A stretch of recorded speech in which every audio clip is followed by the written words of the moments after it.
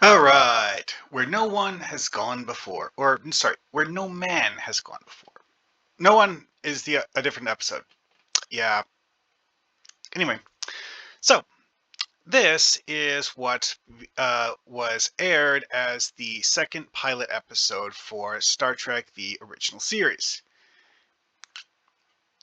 which is an episode that goes really, really hard into stuff where people are pondering what it means to be human in a very things man was not meant to know kind of way, which is this is actually canonically reversed because of the fact that the characters are looking at themselves in a mirror because they're admiring the fact that their mutation has caused them to have glowing eyes. Yeah, yeah. Yeah, at first glance, I was like, wait a second, did someone accidentally flip the image? And then, no, no, no, this is actually just a shot of them looking at themselves in a mirror. Anyway, so this was an episode that has a very interesting premise, but also a bunch of things about it that are just different. Like, the original pilot has one character that you have in this one. Literally, only one. Spock. Every other character is different. This one has about, I guess you would say, a little over half of what would be considered to be the main cast. Although, when you consider the whole concept of the star of the show, realistically, it has all of those. So, Anyway, I'll go over that list later. First, let's look at the excuse for plot to happen. The Enterprise picked up what is something that they were never expecting. A pre-recorded beacon being transmitted by the flight data recorder off of the SS Valiant. A device that was launched by the captain of the SS Valiant when he ordered his ship to be self-destructed in order to kill a member of his crew. Granted, this is something that Kirk and Spock have to figure out over the course of the episode, but yeah. Seeing the whole Galactic Barrier thing, this is a plot device that gets used so rarely in Star Trek that in many ways it is considered to be partially canon at best. This being that whatever this energy field is may or may not actually encircle the entire Milky Way galaxy. Also, one thing that we find out from the Andromedans, who are one of the few, you know what, I'll get back to that later. Anyway, though, the Galactic Barrier, yeah, but like the important part here, though, is that the SS Valiant was not actually destroyed by exposure to the Galactic Barrier. It was self-destructed because the Galactic Barrier did something to the crew, and one of them started going mad god, and that was the only way to stop it. Kirk tries the same thing, but Gary Mitchell preempts it. Yeah, kind of a problem. Anyway, so let's look at the crew changes before we get on to the weirdness. So, looking at this, we have Captain Kirk, Mr. Spock, okay, Sulu, Scott, and yeah, that's it. Four characters that are later considered to be main cast. The most significant of the ones that get added later is the Doctor. And that was actually because the fact that they just decided that they wanted to cast a different person as Doctor. Okay, realistically, Roddenberry wanted DeForest Kelley to play the Doctor all along, and he just had to talk the studio into letting him cast DeForest Kelley as the Doctor. Because I guess DeForest Kelley is just like, he had an idea in mind of what he wanted the Doctor to be, and DeForest Kelley fit that ideal better than the others did. Whatever, get back to this more later. But yeah, it's like, so we have Mr. Scott. I'm going to go over all of these here because, like, it's kind of interesting how this stuff got changed, and some of the changes we have here aren't explicit as to why they changed. And it's not, from an in-universe perspective, it's something that you could use as a plot hook if you're going to do a follow-up for this. Because you could use one of those characters as an NPC. Because, like, this is something that realistically would have been a very traumatic thing for them to happen. Like, this is not the sort of thing that people would be like, ah, well, that was just another day in deep space. No. Nope. Anyway, though. So, Sulu. This is an interesting one because the fact that Sulu's job apparently changed as a result of the events of this episode. Someone gets killed, and Sulu ends up taking his position. Okay. Yeah, this is the only episode of the original series where Sulu wears a blue uniform. From an out-of-universe perspective, this doesn't really mean much of anything. Like, why have Sulu wearing a blue uniform? Also in this episode, Spock, which is something that makes sense given the in-universe logic. Because realistically, from an in-universe perspective, the fact that Spock is the ship's chief science officer and the ship's first officer doesn't make sense because that's not the way starships in Star Trek normally do that. Yeah, the position of ship's chief science officer tends to get treated strangely, let's put it that way. But having it be the first officer is usually not how it's done. So in the original, when you look in this shot here, you see that Spock is in fact wearing the same color of uniform as Kirk. It's just that he has a commander rank insignia while Kirk has a captain rank insignia, which is perfectly consistent with the way the rank thing works in the Next Generation, where you have Captain Picard and First Officer William Riker, both of them wearing the red Command Division uniform. Anyway, though, moving on. Now we have Mark Piper. Mark Piper is a interesting case because of the fact that this was the guy that they had as the second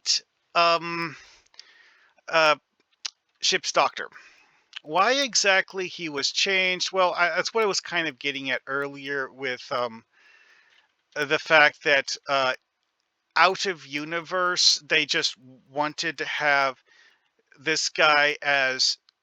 They wanted to have DeForest Kelley play the Doctor, and they just had to talk the studio executives into letting them have DeForest Kelley play the Doctor. Realistically, though, Mark Piper's role as played feels more like the sort of thing you would have for like a colony, like chief medical officer on a colony, not a starship, because he's, you know, a guy who's... The actor who played the role was in his 60s at the time he played this role. Now, like, old country doctor is a stereotype because of the fact that a lot of those people were doctors for decades. So it's a person who went to medical school in, say, his 20s or maybe 30s.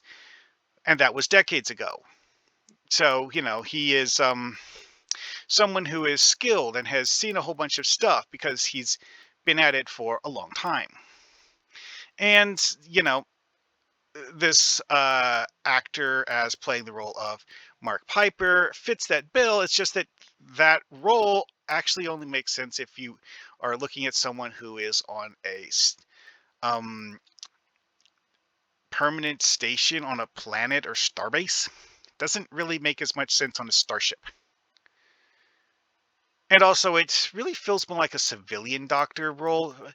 That the chief medical officer on a starship is that vibe doesn't feel right. Anyways, moving on. Here we have Lee Kelso, who is one of the crewmen that we know dies. One of the interesting things about the episode is that this episode actually had the highest death count of any episode of the original series, and this guy was one of them. Notably, 9 of the 12 people who die are killed off camera and are basically just a casualty statistic that someone talks about at one point in the episode. But 9 members of the crew of the Enterprise died as a result of exposure to the Galactic Barrier.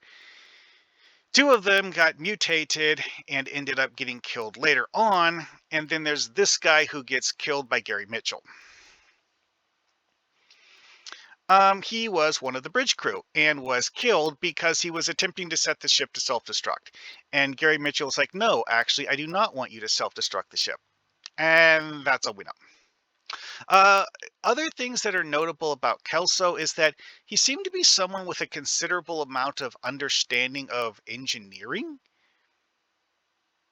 Montgomery Scott's reaction to this, though, suggests that Montgomery Scott didn't know Kelso very well, which is interesting.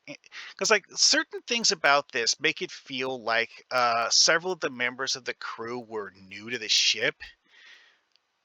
And, you know, that's another thing about this is that you don't have a crew who are, used to working together, then some of them die, and then some of them get reassigned. And maybe they were reassigned because they, yeah, emotional trauma or something, Anyways, now we have Alden. This is someone who they had as the precursor to Nyota Uhura. Basically did the same thing Uhura did. The out-of-universe explanation for him getting replaced with Uhura is that the actor's portrayal of the character was stiff and wooden and just not a particularly good performance. Whether or not that's the actual reason for casting for Uhura, I don't know, but yeah, whatever. It's what they said. In universe, he was on the bridge and saw what went down, and things were in his position where he is probably at least a little bit traumatized by it. Because after Kelso died, Alden had to take over his bridge station. Yeah, that'll make you think about your life choices. Anyways, so next up. This is also one of the reasons why I suspect that several of the members of the crew were newly assigned, is because the fact that Kirk acts like he doesn't know what her name is.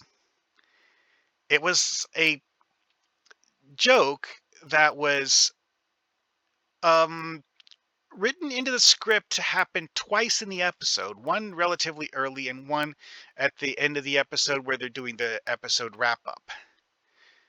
As aired, it only happens once early in the episode. Having it in the episode wrap-up, well, there's a scene where she's standing there next to Kirk, and he just doesn't address her by name. Why exactly this happened? No, I don't know. But again, it gives you the impression that she was recently assigned to the ship, and she was, attempting to do the job, and maybe possibly she used this as an excuse to get reassigned because of the fact that she just didn't like working with Kirk. I mean, that's understandable, but hey, Anyway, um, canonically, she didn't die because, like I said, we do see her in the wrap up. So, we have this guy who we see in later episodes. He's not a main cast member. He's one of the recurring secondary characters. But he actually does show up in this episode and several later ones. Although, again, it's like he's one of those characters who gets shifted around in their division colors. So sometimes he wears a red uniform, sometimes blue. Well. All right, so that's the end of the minor characters.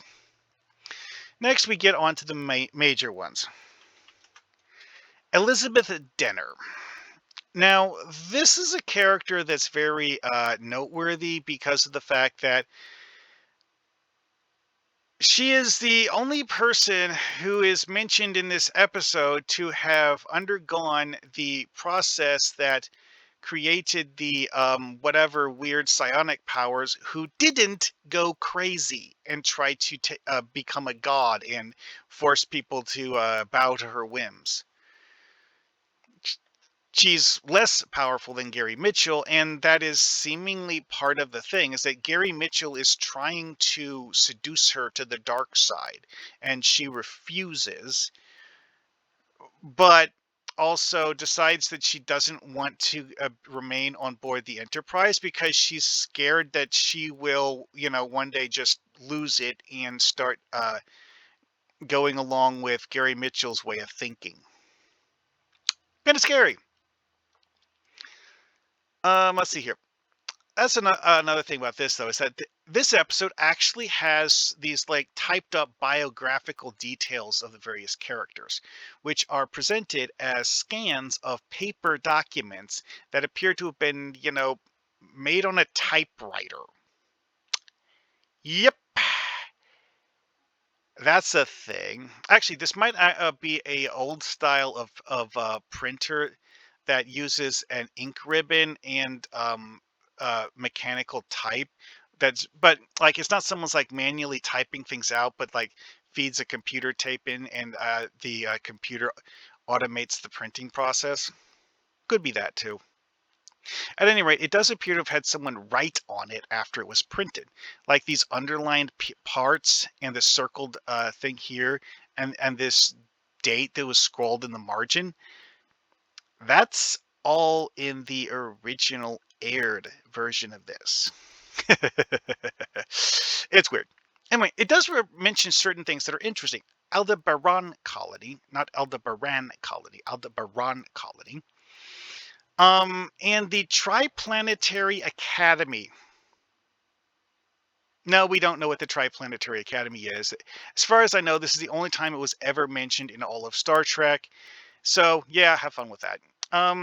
She's mentioned as someone who became a psychiatrist because of the fact that she had a seemingly superhuman intuition, and thus she was able to read people in a way that was actually impossible for ordinary people to duplicate. Okay, not a proper superpower, but it is something kind of sort of like the logic behind why Deanna Troi in The Next Generation is the ship's whatever psychologist person.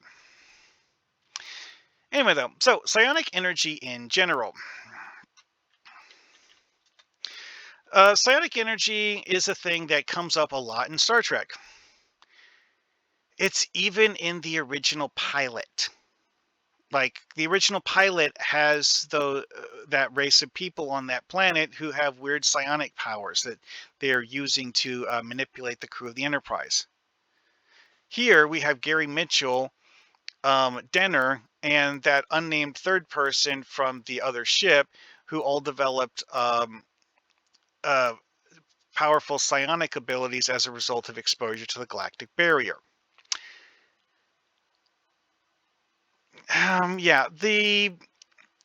This is not the only episode that had involved psionic powers, because like there's an entire list of different kinds of psionic abilities that have been seen in Star Trek. Some races just naturally have them. Humans in Star Trek, on very, very rare occasions, do have them as well. This isn't even the only episode that has humans that are confirmed to actually have psionic abilities. Interestingly, Gary Mitchell was apparently a sane, well-adjusted person before exposure to the Galactic Barrier, and whatever the heck happened to him when he was exposed to the Galactic Barrier was potent enough that it warped his personality and literally made him act like a different person.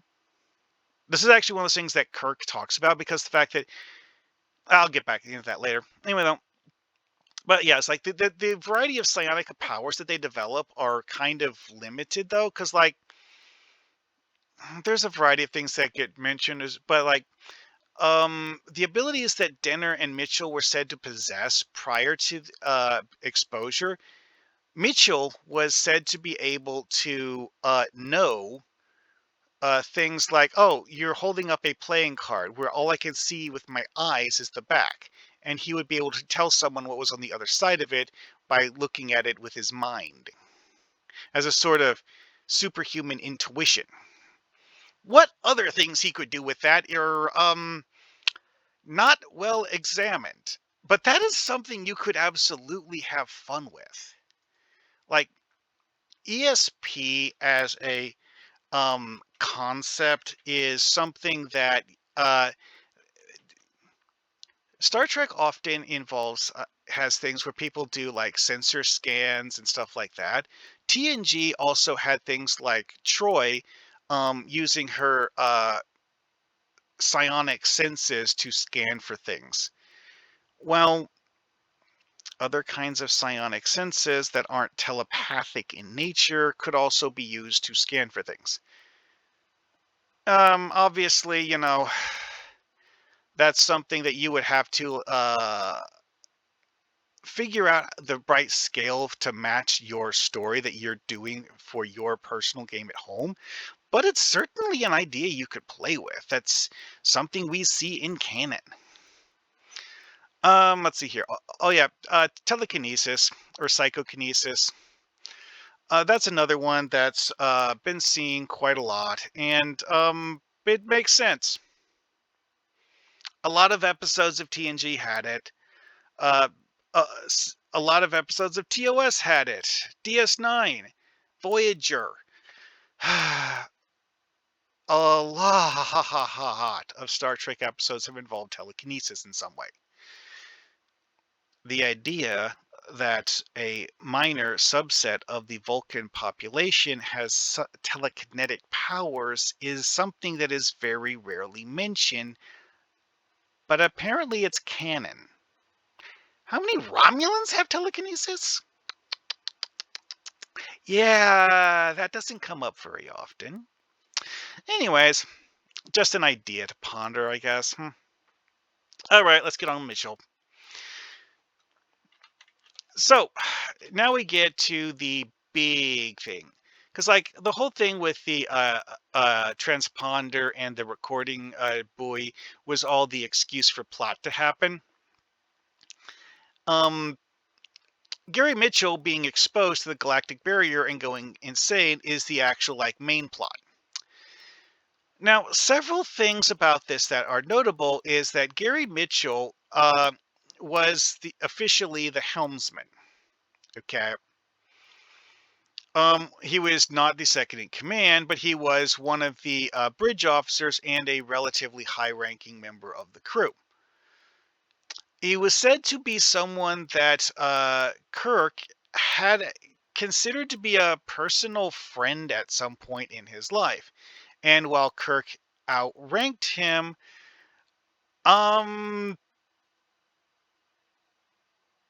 we never really get the feeling that Kirk saw him as lesser. It's just that he saw him as a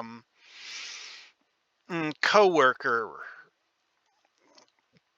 Anyway, though, as we see here, he had a very high ESP rating. Okay, so this refers to as Esper orientation.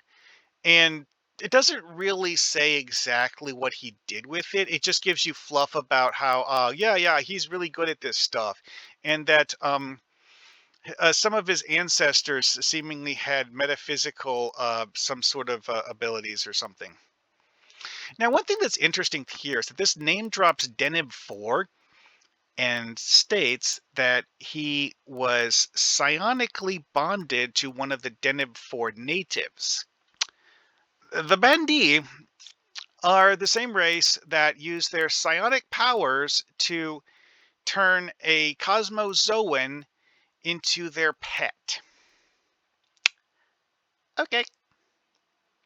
Yeah. Yeah. Yeah. It's like he had the ability to sense when telepaths were using their telepathic abilities near him, and under certain circumstances actually engage in telepathic conversations with other individuals. He wasn't a proper telepath himself, apparently, though, because they don't ever state that he has the ability to just think at people and have them hear his thoughts. Not even after he gets mutated. That's a weird thing. Even after he gets mutated, that's telepathy isn't really a thing he does. Anyway, though. Oh yeah, Deneb. Like I said, the people are psionic. One thing that's noteworthy about this is that Deneb was said to be very close to the edge of the galaxy, and um, the edge of explored space, at least when Gary Mitchell visited it. So, which was presumably a mission where he was, going to like learn about the population or something. Anyway, though, yeah. So, what exactly happens at the Galactic Barrier? The exact reason for going through the Galactic Barrier is kind of strange, because like in the episode here, the Enterprise isn't able to properly scan whatever the heck it is in the Galactic Barrier, and because they weren't able to scan it, they didn't really know what it was, so they just go through. It's like, huh, well, something happened. Um, it is something that is very dangerous, and they had to have the ship's shields turned up all of the way in order to prevent the barrier from destroying the ship directly. And some sort of residual energy leaking through the shields caused compatible individuals to develop psionic superpowers, which, as mentioned before, for reasons we don't fully understand, caused them to go insane. Elizabeth Dehner talked about it and said, "Ah, yes, I'm going to die now. Thank God," because of the fact that she felt it's like as if whatever this power was corrupting her mind. She talked to Kirk about how she felt like she was losing it, and that it was a struggle for her to hold on to her sanity. Why? That's not something they ever explain. Because like you're kind of sort of given the impression that it's like, oh well, things man was not meant to know. Yes, this was power the humans are not meant to have. Yada yada yada yada. Whatever. That's not an explanation of why it drives people insane. It's kind of like a cop out to avoid actually explaining it, in my opinion, anyways. Anyways, whatever you want to do with that in your story, though, there's a variety of tacks you could take with that. So, this is one of those things that I was mentioning, though, is that this gets brought up in TOS more than once. When you have the Kelvans from the Andromeda Galaxy talking about the Galactic Barrier, they mention that their galaxy doesn't have one. The Milky Way galaxy does, and it's something that took them by surprise. And because they didn't know how to navigate it safely, their ship ended up being destroyed, and most of the Kelvans ended up dying. And they had whatever cobbled together bits of technology survived that they used in order to make some sort of improvised colony in the Milky Way galaxy while they searched for the resources needed in order to um, get back home or something. Yeah, that's an interesting question. Also, I mentioned earlier that it's not entirely clear whether this actually encloses the entire Milky Way galaxy. Some novels have actually claimed that it's something the Q did because reasons and stuff, but um, in universe, there is no actual canonical explanation for how big this energy barrier is or why it exists. It just does. But this goes back to a thing with Star Trek, the original series' approach to world building, is that here is something we found out in the cold darkness of space. We don't know what it is yet, but we know that we found it. And you know what? That works. I often use the brick wall analogy to world building. Okay, you do world building by placing bricks in a row. Then you take more bricks and stack those bricks on top of other bricks.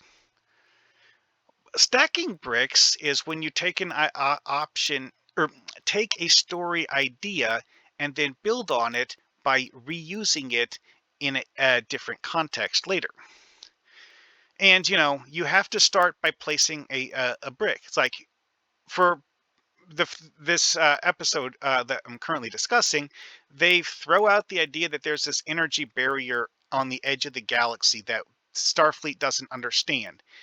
They've seen it in action, had 3 people get exposed to it and go into some sort of weird psionic powers mode that no one really understands. 2 of them went insane as a result, and one of them was struggling with that same insanity before dying. And they don't understand why that happened, but they know that it did. And that is the first brick. Then later on, you can build on that by, like, for example, the Andromedans talking about their understanding of the Galactic Barrier and attempting to show the crew of the Enterprise how to navigate it safely, which actually does kind of work. But and also the Andromedans mentioned that their galaxy didn't have one, which does say things about the barrier, but it doesn't really, explain the barrier. It just talks about it in a way that recontextualizes it. Also, the Andromedans did not have the same sort of weird psionic powers thing happen to them that humans did. Also, the only 3 people that had that happen to them were humans. Although, again, there's a very short list of characters that we know canonically what happened to them as a result, and most of them were humans. 2 Andromedans at least, and those 2 Andromedans, well, they didn't seem to have this sort of an effect happen to them. Vulcans, nope. Although the only Vulcan I know of was Spock, and half Vulcan, whatever. Anyway. All right, last thing that is like a significant location, because there's a lot of planets that get name dropped in this episode, but only one of them that actually gets properly used as a location. And that is Delta Vega, which is a bizarre concept. One, it is near the Galactic Barrier, somewhere so far out in the boondocks that the Federation does not have a manned presence on it. And that it's so far out there that it's said that ships visiting the planet no more than once every 20 years? Why? Okay, seriously though. I could understand having an an automated mining thing. Actually, it's a refinery. Yeah, that's actually another interesting thing is that it's a refinery in an unmanned outpost on a planet that doesn't have ships visited even once a month. Okay, unmanned outposts I can understand if it's something you have as regular monitoring.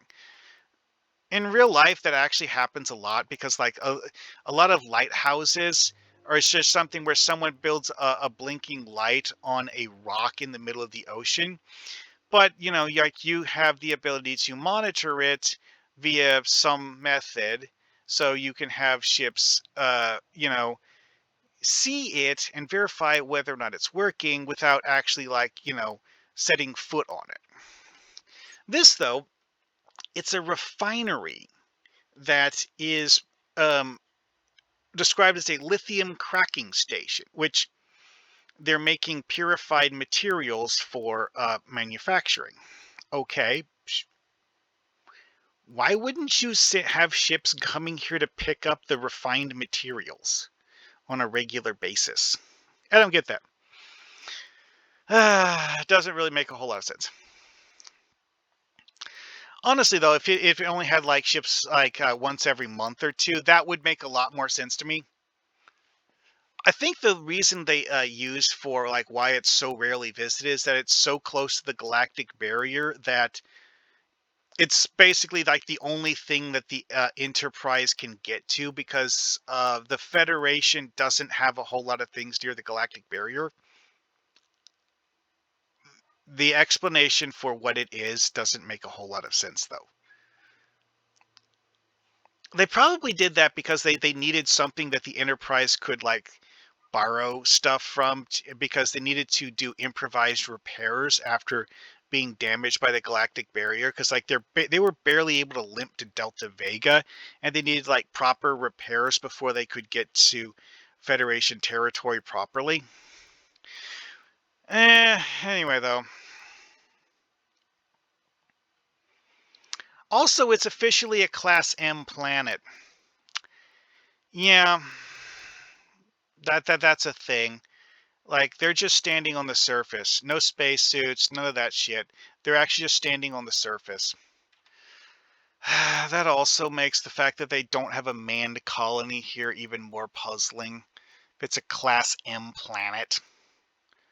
I mean, if it was a Class D planet or a Class H planet, then having it be unmanned would make a lot more sense. Whatever. Anyways, hopefully that's adequate food for thought for whoever feels like watching this. Uh, yeah, this episode ended up going a lot longer than I thought because of just how many things about this are just different from the way you normally see things talked about in Star Trek. It's like,